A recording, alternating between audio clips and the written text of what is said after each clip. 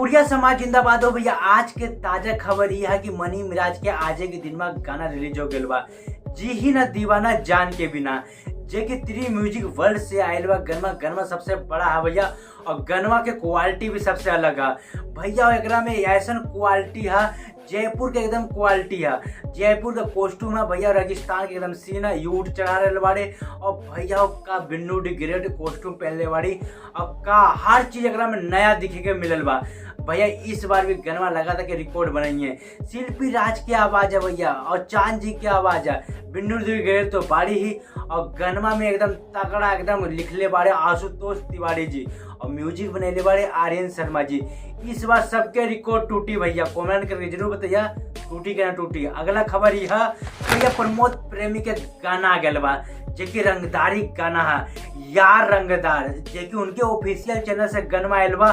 सब रंगदारी सॉन्ग गा रहे भैया। इस बार प्रमोद प्रेमी का लुक भी बहुत अच्छा है, ताकि अभी ऑडियो आयल वीडियो अभी बाकी है, जिसमें भैया प्रेमी और लैला मजनू के कहानी है। और गनमा के लिखले बाड़े भैया, छोटू मनीष गनमा के लिखले बाड़े, और छोटू बंटी म्यूजिक बनेले बाड़े। मतलब भैया सब छोटे छोटे बाड़े, लेकिन काम मोटा मोटा करत आड़े, ताकि रंगदारी है, रंगदारी सॉन्ग है।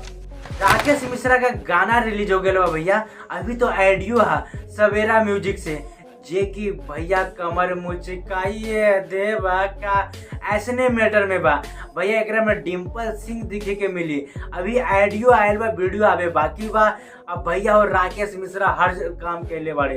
राकेश मिश्रा ये गनमा के लिखले बाड़े भैया, ADR आनंद म्यूजिक बनेले बाड़े। बहुत बड़का गाना होई, अगर सब्सक्राइबर अच्छा हो तो भैया चैनल के। राज करा धनिया, जे कि भैया वेब म्यूजिक से गनमा आयल बा, बहुत बड़का गाना है भैया, जाके सुनी। गनमा के लिखले बाड़े प्रिंस प्रियदर्शी, और प्रियांशु सिंह म्यूजिक बनेले बाड़े भैया।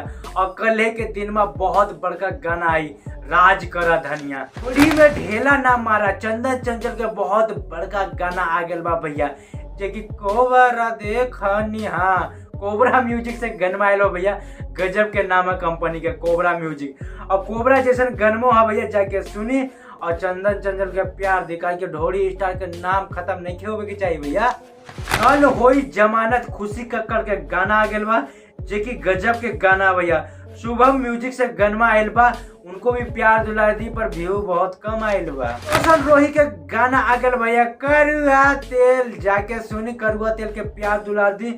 और भैया महाकाल एंटरटेनमेंट से गनमा आयल बा। भोजपुरिया समाज जिंदाबाद हो। ये न्यूज हमारे कैसा लगा कमेंट करके जरूर बताई। लेकिन कल एकरो से भी मजेदार न्यूज बनाए, काहे कि भैया आज टाइम न रहल, वैसे जल्दीबाजी में ये सब न्यूज खोज के ला देनी। लेकिन कल के न्यूज बहुत इंटरेस्ट रही, कमेंट करके जरूर बताइए भैया कि ये सब न्यूज कैसा लगा। लेकिन कल के न्यूज बहुत मजेदार हुई। भोजपुरिया समाज जिंदाबाद हो भैया।